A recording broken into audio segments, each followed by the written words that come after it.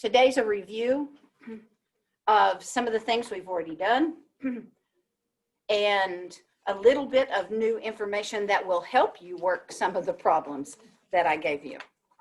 So here's the first one. We're supposed to work some equations, find the answers for a quadratic function given a value. Ooh. So f of x equals, let's do this one. Oh my, minus 14 squared. Those of you that have your worksheet out, this is B part number 1. And that's it.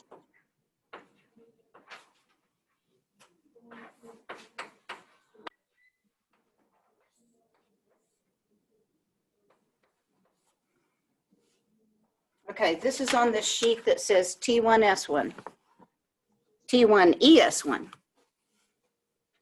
Okay. Okay, and it is this one right here. Okay. Number 1B, right here, okay?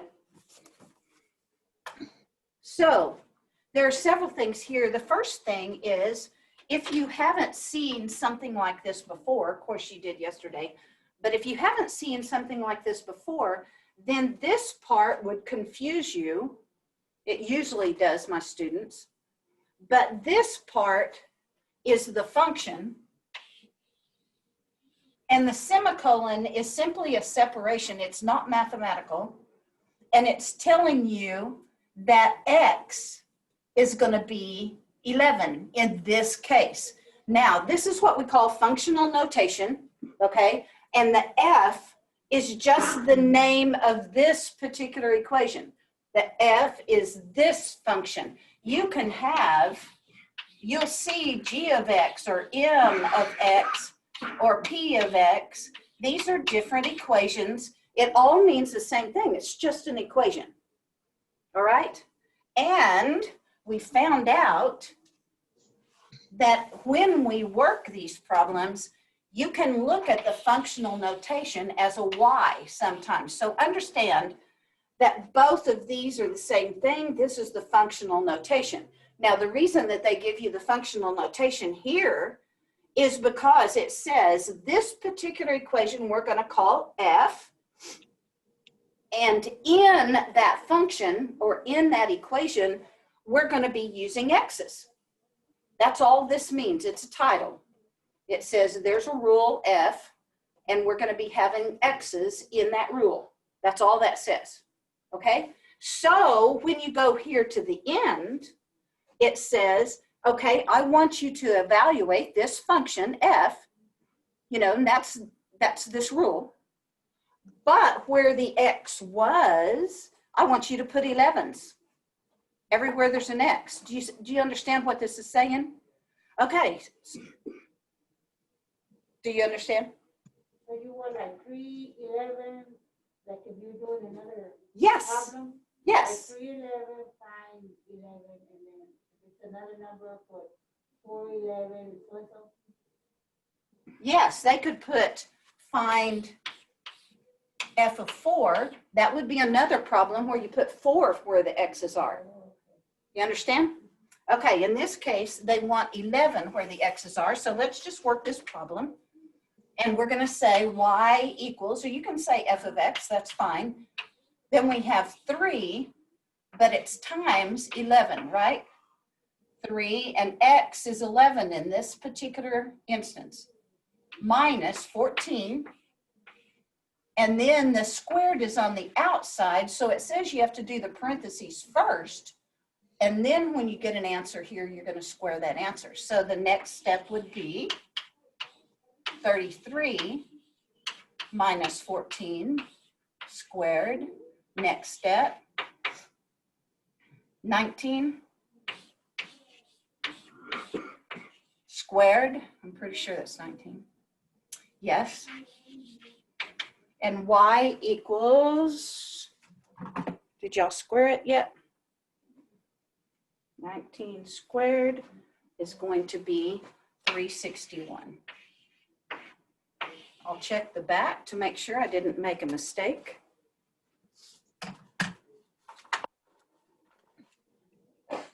361 is correct. Y'all see?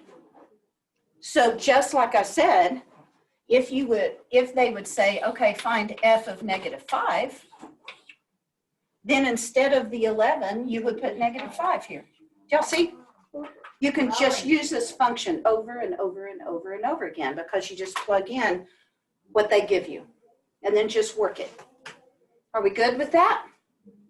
Okay, I see some of you writing, so I'll leave it up there a minute. And then I'm going to skip to something else down in D part, y'all, on the paper that you're looking at. On D part, I'm going to do number 2. Number 2. Because this has multiple things that you need to do. Are y'all through this? Yeah. Okay.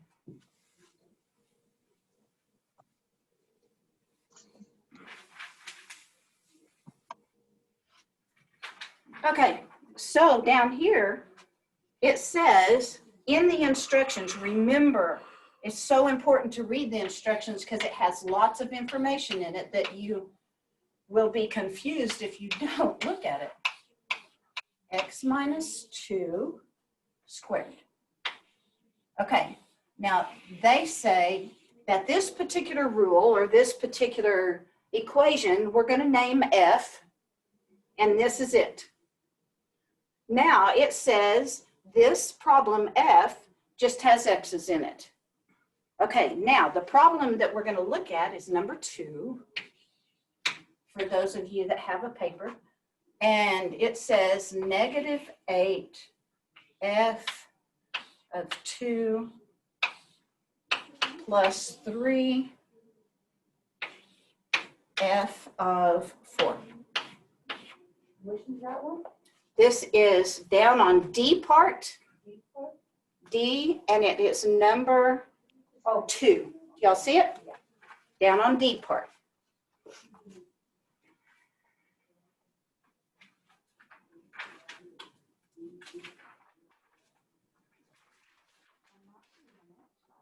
Why don't you just, did you write it down? Okay. All right. So what you're going to need to do here is isolate this, because you're going to need to calculate what f of 2 is by putting 2 in here. And you're going to need to isolate this and find out what f of 4 is before you can work this problem. So we'll come over here and we'll say f of 2 equals, and it's going to be this equation, but we're going to plug in 2 where the x is, okay? So f of 2 equals 2 minus 2 squared, which equals 0 squared, which equals 0, okay? So f of 2 is 0. When these things are crammed together, it's a multiply. So we have -8 times 0 plus 3 times whatever we're going to get for f of 4. So we're going to have to go find f of 4. So f of 4 means we're going to plug 4 into where x is. 4 minus 2 squared equals 2 squared equals 4. Okay? Mary, tell her about that real quick. She brought you a gift. Okay. So right here, we're going to have 4. So now, -8 times 0 is 0, plus 3 times 4 is 12. And so this entire problem right here, this entire problem that you see is going to have the answer for 12, S12. Y'all see? So if they have f of different values, you're going to need to go over and find out what those are, plug them into the original equation, and find the answer. Does it work for y'all? Right now. Pretty decent now that you know. Okay. Little bit. Do I? A little bit. Little bit. You're funny. All right, that takes care of that page. And remember, well, I want to look at E part. Right, same page. Down at the bottom, E. And that's because there is a value for X that is -3. And sometimes people make mistakes with a negative value, plugging it into an equation. So let's do that one. Y'all see where we are? Down at the very bottom.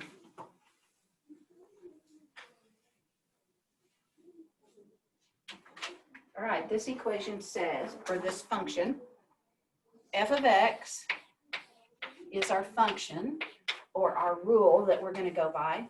It says 10x squared plus 8.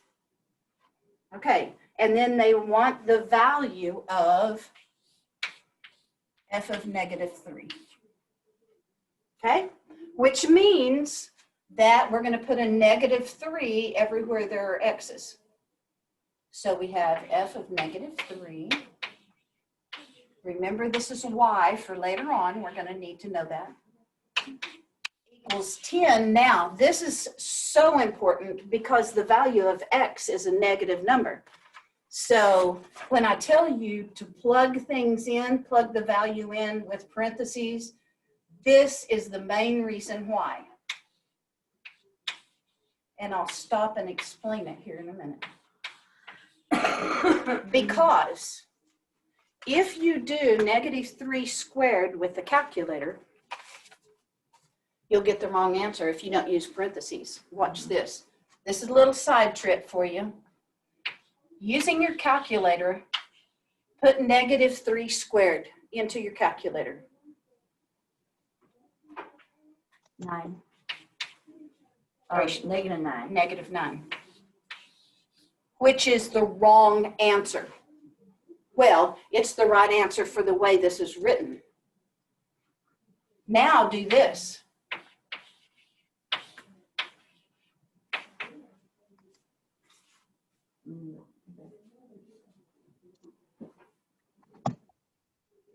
Nine. It's a +9, correct? Yeah. In this case, it needs to be a +9 here, not a -9. Okay? Now, what's happening here in the calculator is that the calculator understands to do the things in order, like, please excuse my dear Aunt Sally, right? Mm-hmm. So, this negative is like a -1 times this, okay? This one's like a -1 times, okay? That's what that negative means. So what the calculator does is the exponents first, and it finds out that 3 squared is 9, and then it does the multiply by -1, which gives you a negative. That's when you don't use the parentheses here. Here, we're supposed to do parentheses first because it has 2 things in here, so that counts as those parentheses. And so it's going to do -3 times -3. It says to square this whole thing. Up here it says just square the number that it's touching. Square the whole thing, which gives you the +9. Okay, so plugging in the values when you substitute the values in, so important to put your parentheses around it every time you plug it in. Okay, especially if you're going to go through and just use your calculator. All right, and especially if your value is a negative. Everybody got it? Yeah. And so in this case, taking off our side trip, this would be a +9 times 10 plus 8, And so f of -3 is going to equal 98. Yeah, I got this one. Y'all see it? All right, be careful, careful, careful with your parentheses, especially with negatives. All right, let's move on to the packet that I gave you yesterday. This packet that we just did, we got a couple of days ago. Okay, the packet that we had yesterday, I'm going to start with the zero product property, and it says sheet 1. Okay. Okay, and I'm going to pick a couple of problems off of there, maybe just one. Pardon? Oh, you need these? Come up here quickly because I've got one for you already.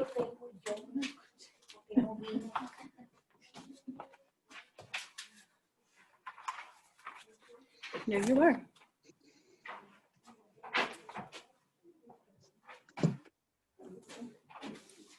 All right. Now what we found out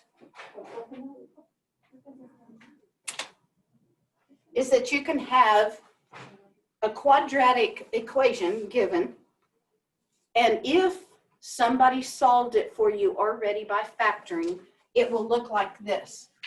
Rachel, wake up. I'm awake. Okay, your eyes are droopy. 3x. Need the water on me. Yeah, I may do it. I know you will. Okay, or throw an eraser, right? Yeah, there you go. All right. Assuming that there was a quadratic equation up here, x squared plus something x plus a constant, you know, blah, blah, blah. If it was factored, then it's going to look like this. And they want you to find out what the values of x are. Okay? So what you do, remember yesterday we talked about that if I held this in a hand, in my fist, and I held this one in and made them mystery numbers, and I multiplied them together and got 0, what are you going to tell me about these? And yesterday you told me, I think it was Vanessa, told me that one of them has to be 0. If you're going to multiply these together and get 0, then one of these parentheses has to equal 0 for sure, right? But we also decided that a 0 times a 0 will give you a 0, right? So both of them could be 0. This is how we solve for x. We take them separately and said, well, this one could be 0. So I say 2x minus 1 equals 0. And then I scoot over because that one could also equal 0.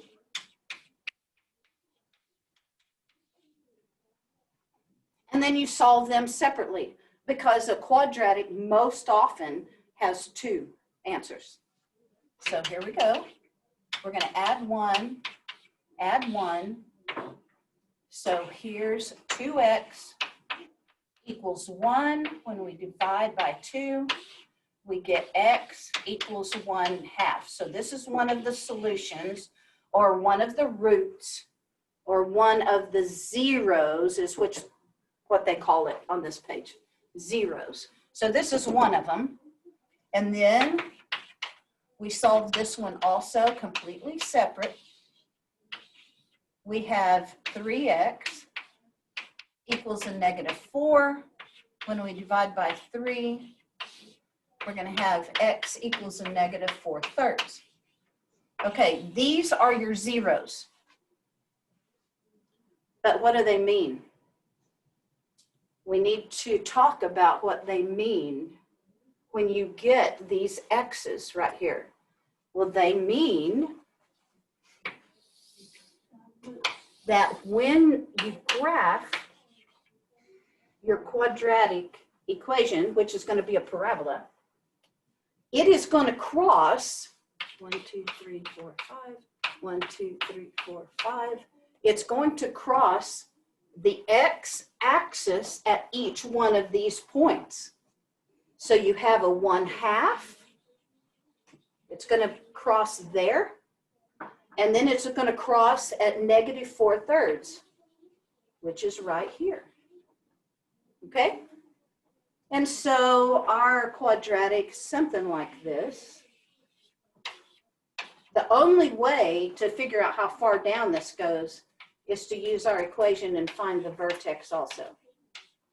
Then we would know how far down this came. Did it come down this far? Did it come down this far? Do y'all see? But the x's that you are finding are the actual points on the graph where the parabola cuts across the x-axis, which means that these are x-intercepts.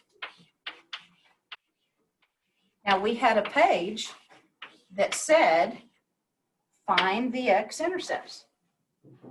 And we're going to solve. If they give us the factoring answer, we just set them equal to 0. And those are the x-intercepts or the zeros. They call them zeros. Those are the main things that you're seeing right now. You're also going to see them called roots or solutions. Sometimes. All of this means the same thing. It means the points on the graph where it crosses the x-axis. Are we good?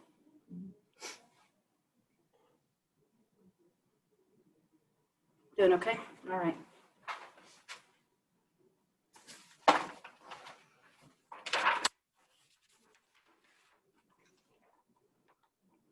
Okay.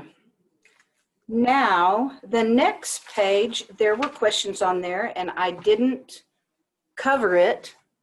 I want to do that now and it will lead into what we're doing on Monday. So I'm going to give you a little tiny introduction. No biggie, this will just help you understand the problem on your page. Now, for right now, I'm going to be referring to this page, those of you that are remote. I'm going to be referring to this page that says L1, S1, and it's a multiple choice. Okay. Starts up there with x minus 1 and x minus 5. Do y'all see it? Yes, ma'am. Okay. And I will refer to number 2 in a little while, but first of all, I want to tell you something. The other day, when we were talking about the parts of a parabola, we talked about the vertex. And then we talked about, let's do this and this. This is the x-axis. This is the y-axis. So this part is the vertex. The point here and the point here, we just found out are the x-intercepts or zeros. X-intercept is here and here. And then the last part that we need to know right now is the y-intercept. See how the picture goes across the y-axis at that point? That's called the y-intercept.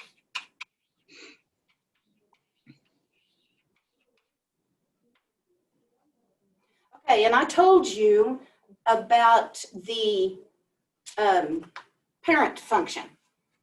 On the very first day, I said the parent function for a parabola in this position, where the vertex is at 0, 0, and pointed up, the parent function is y equals x squared. Or you might say f of x equals x squared. You can see that the functional notation and y mean the same thing. But they go further on the parent function and give you this. And it's a lot more helpful. They take this parent function and add stuff. So y equals a times x minus h squared plus k. Now, it looks horrible, but the reason for this is you can pick out things out of this equation without having to do a bunch of math. You can just look at it, okay? So, the H, comma, K is the vertex. It is the vertex. So, just this. In this case, it's not the negative. The negative is just part of the equation. But the H and the K with its sign. Okay, the H without the sign and the K with the sign. Okay, is the vertex already. Okay? And then the A out here, whatever this number is out in front of this form right here, this controls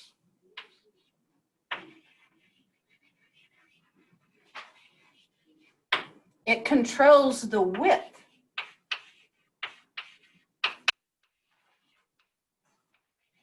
of the parabola.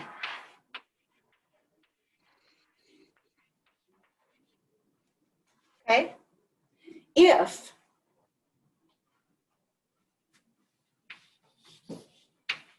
A equals 1, then it's the standard parabola, the standard width, meaning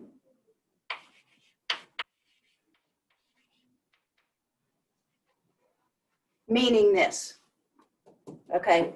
It will be the original parabola, the original width, the normal or standard width.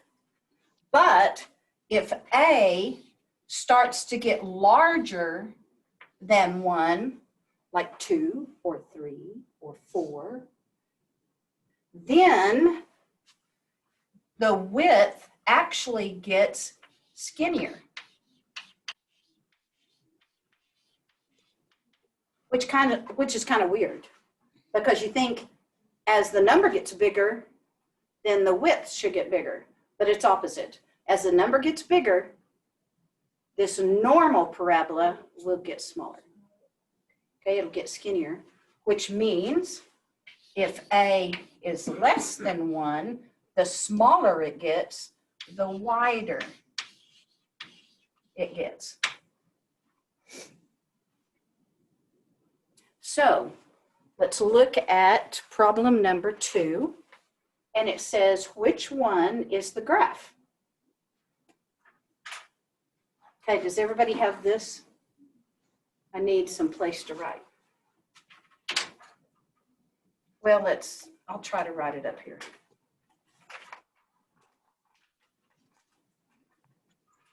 Go ahead. So f of x, this is number 2, f of x equals -3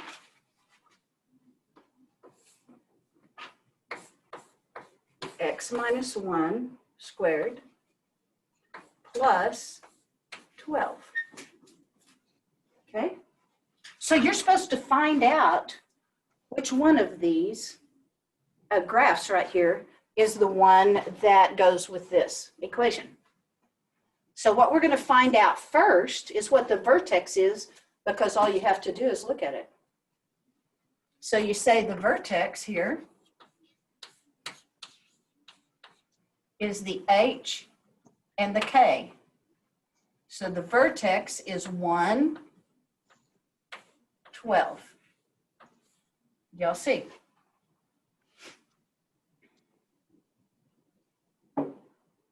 And you can also find the y-intercept very easily from this equation. We know the y-intercept x is 0. So let's plug 0 in here. You guys okay? Yeah, I was like, I'm gonna sit over there. I was going to say something's funny. Okay. So we're going to find out what the y-intercept is. This is the easiest one to find out. Okay? So we're going to plug in 0 for x. 0 minus 1 is 0, or 1, negative 1. Mhm. Negative 1 squared is 1 times negative 3 is negative, let's do this, negative 3 times, and we said this is 1 plus 12. So we've got negative 3 plus 12 equals 9. So 0, 9 is the y-intercept. Easy, right? So if you'll look on the graph, let's find the one. Oh, one more thing that I can tell you about is this where it tells how wide or skinny it is. If there is a negative on this A, it turns the parabola upside down. Okay, so in this case, on this number 2, on number 2, notice that there is a negative in front. So we know that C cannot be the answer. It has to be one of these upside down ones because of the negative right here. Okay? So we can eliminate C already. Then we're going to look at all of the choices we have and see which ones have 1, 12 as the vertex. So 1, 12, 1, 12. So we can eliminate D. Do y'all see? D is negative 1, 12 for the vertex. So now we've eliminated C and D. Do y'all see it? So now we have to decide. You don't have that one, Rachel? I was saying, did I do that one yesterday? That's it, right there. Number 2. Okay. So we've eliminated C and D.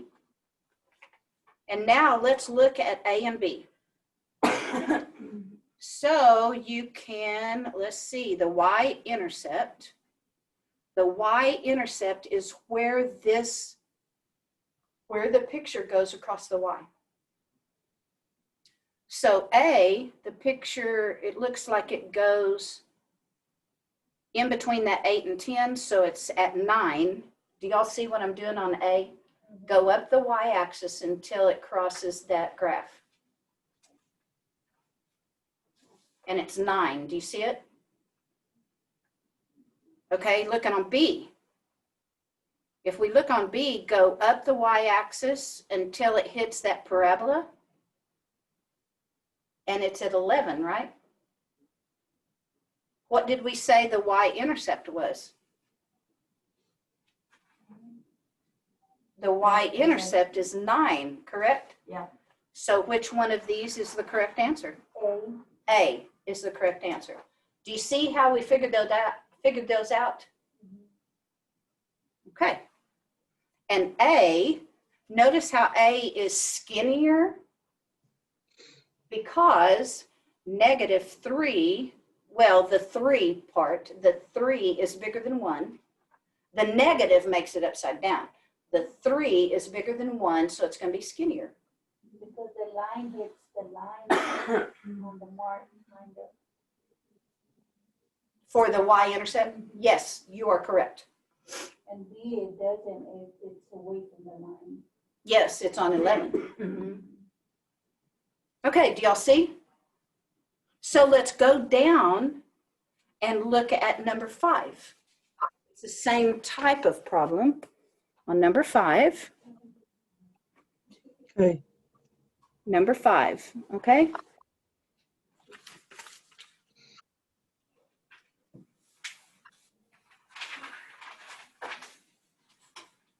This equation right here that I put up here is going to be very important for you next week. The A equals Y, or of course, f of x. Same thing. This is the formula, and we're going to use this a lot next week on Monday. So if you need me to write it up again, let me know later before we finish.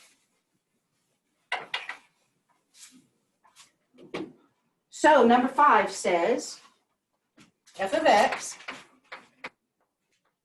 equals 3/2 x plus 3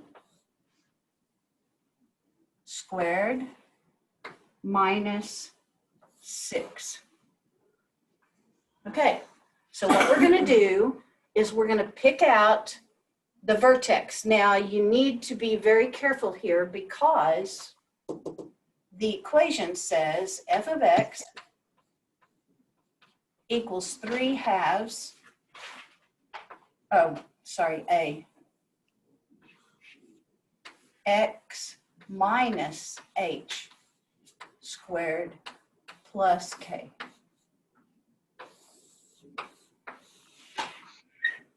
So I'm going to tell you, I'm sorry. We'll have to use that equation.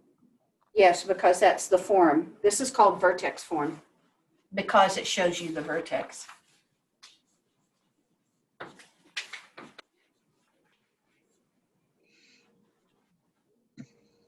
But what you need to look at here, and then I'll tell you a shortcut, Irene.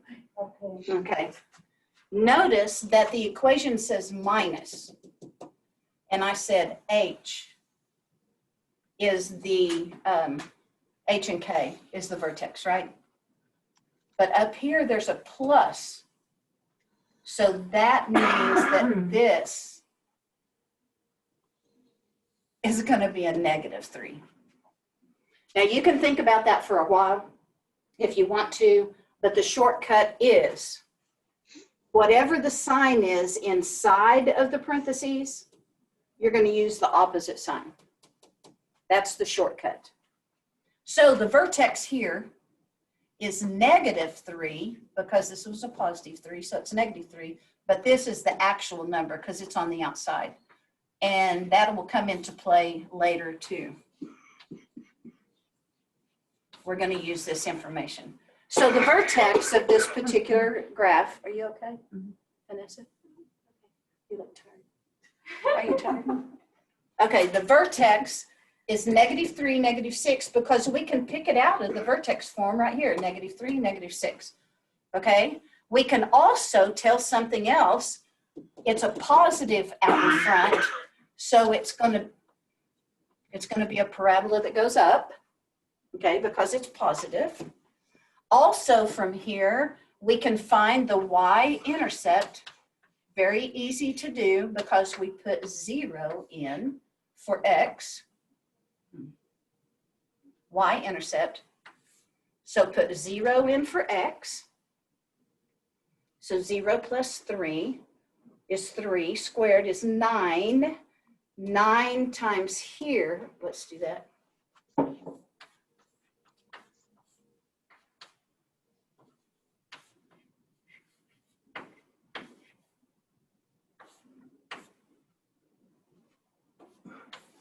This is where we are because we put a 0 here.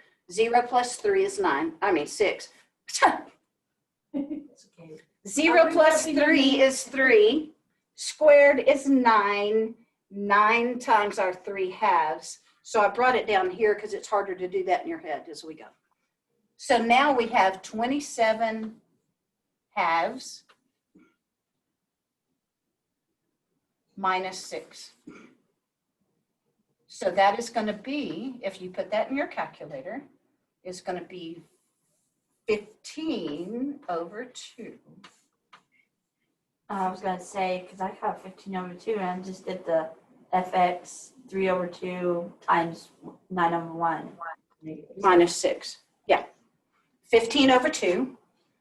So our y-intercept, when we put 0 in for x, came out 15 over 2. Now, on a graph, sometimes it's hard to do, so we just change this to 7.5. You can use your toggle switch on your calculator. It'll be easier to find that on the graph.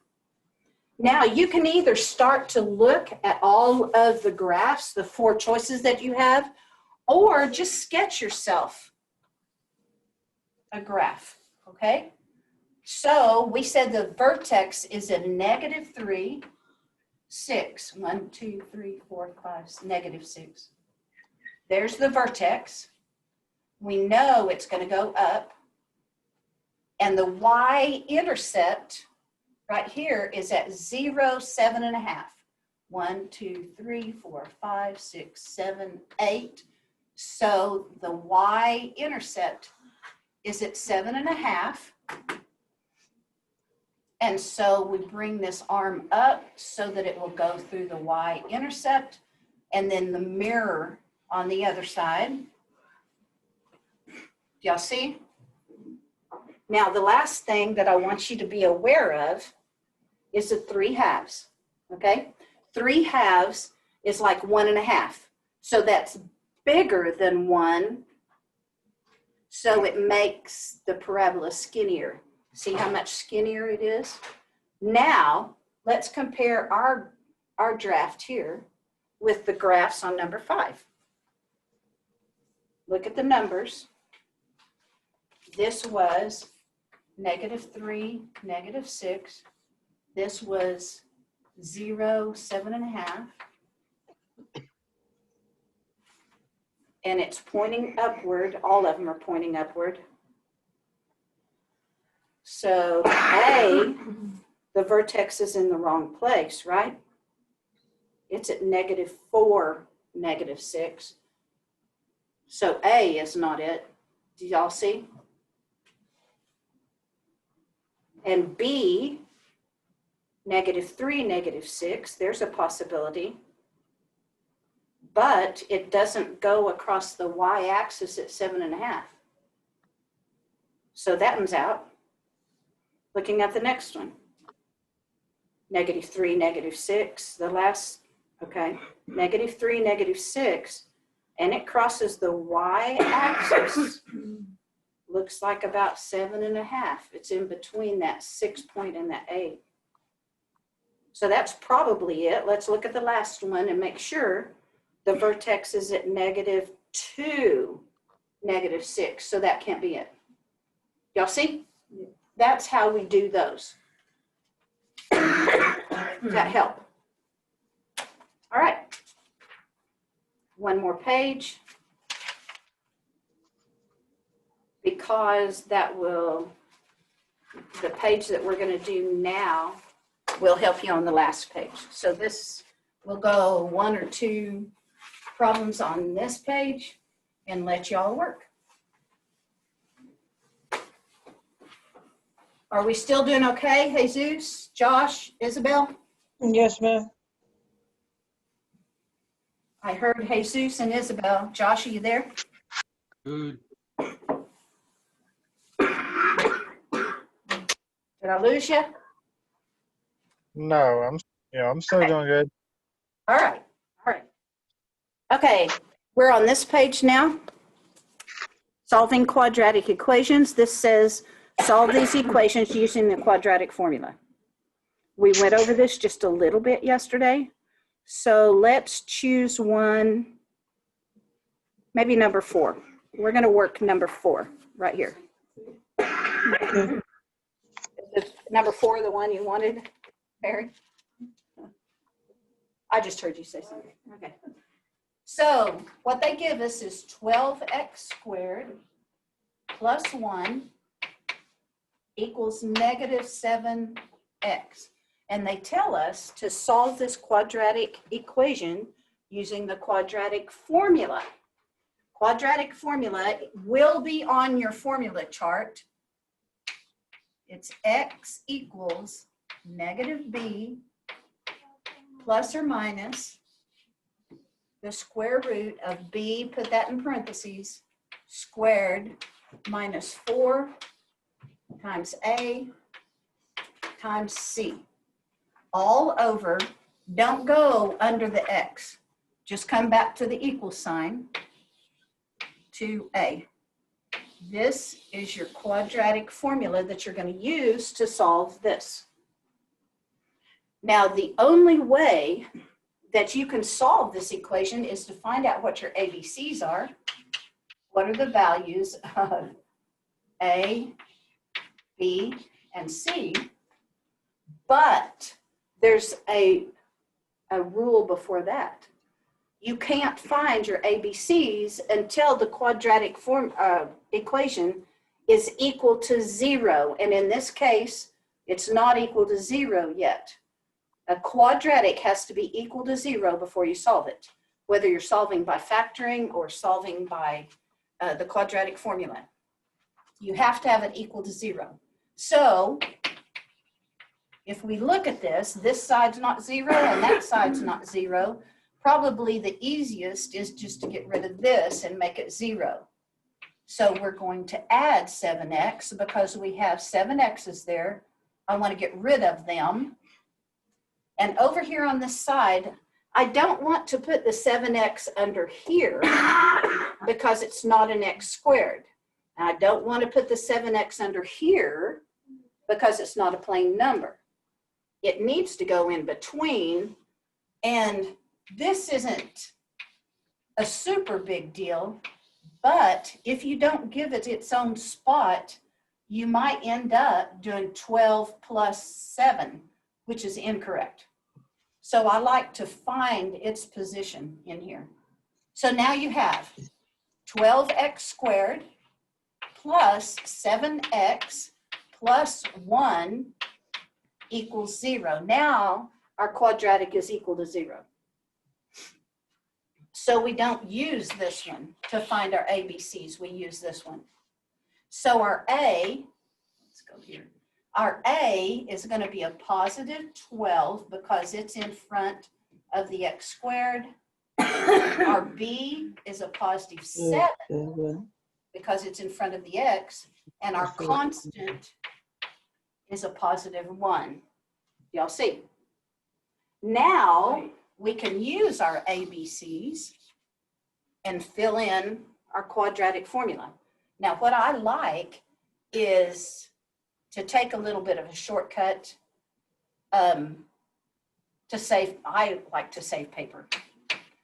So I start down here and I say x equals, now I'm following each piece of this. So x equals, I need to write a negative before I write the value of a b. Then I have plus or minus, because I'm just following the pattern.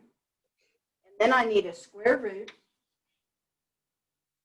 of whatever b is. It's a positive 7 squared, minus the 4 is in the equation. Whatever the value of a is 12. Whatever the value of C is 1. And come back to the equal sign all over 2 times whatever A is. When we have this filled out, then the rest gets a lot easier. Now I suggest that we take care of all this mess first.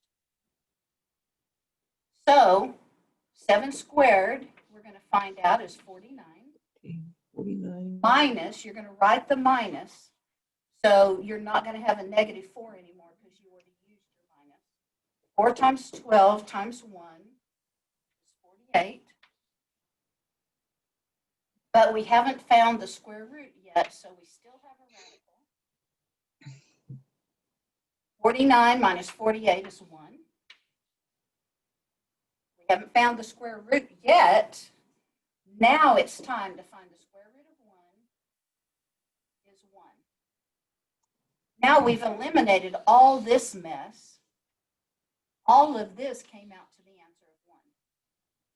So now when we write this again, so it's not such a mess, do I need to slow down, guys?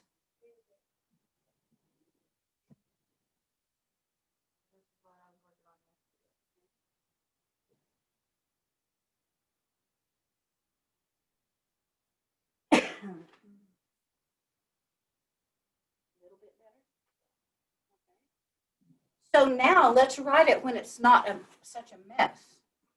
X equals negative 7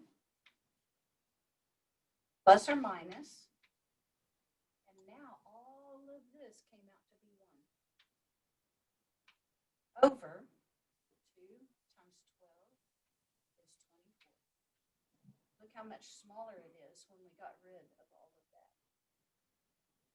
What'd you say to get 24? 2 times 12, 2 times 8. Okay.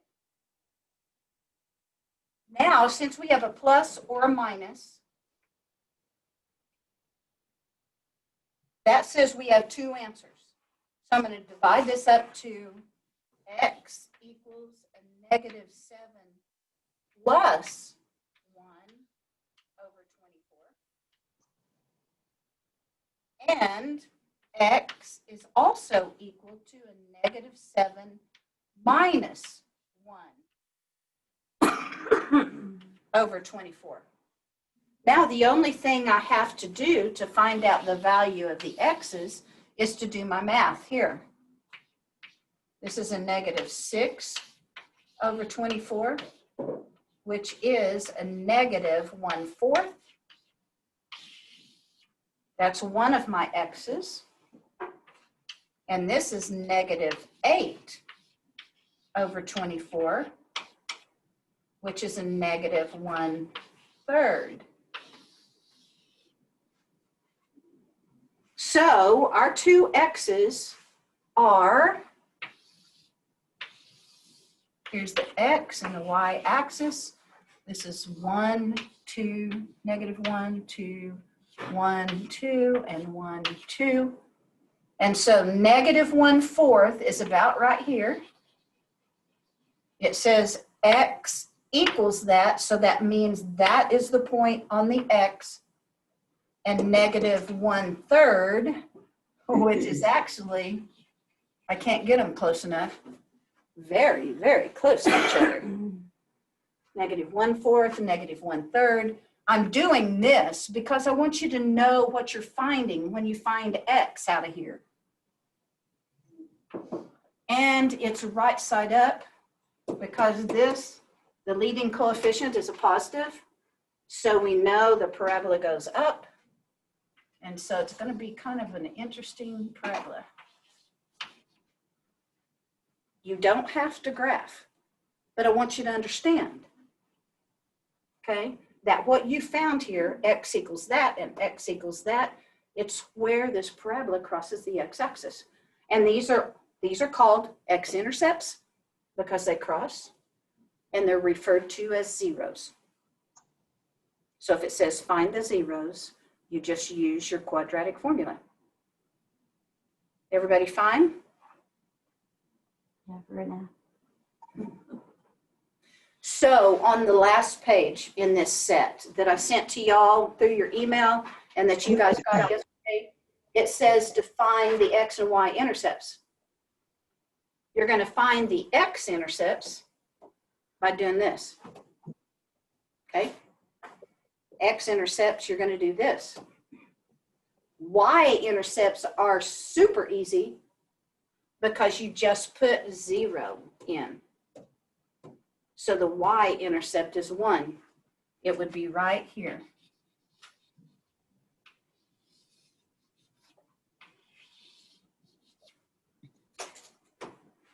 Okay? Ready to try? It's scary by myself. That's okay. I'm right here. I'm here. I be with you. What about y'all? My Yeah. Yeah. You're okay to give it a shot? Oh, yeah. Yes. We'll talk about it again tomorrow, and I'll introduce you to a tiny bit more that will lead us into Monday. But mostly, we're still going to be working on this to find x-intercepts, y-intercepts, x-intercepts, y-intercepts, vertex. We'll talk some about domain and range on Monday. Okay. And we're going to talk about transformations on Monday. Okay. Good? Good. Oh, yeah. And actually, we talked in class after the recording yesterday.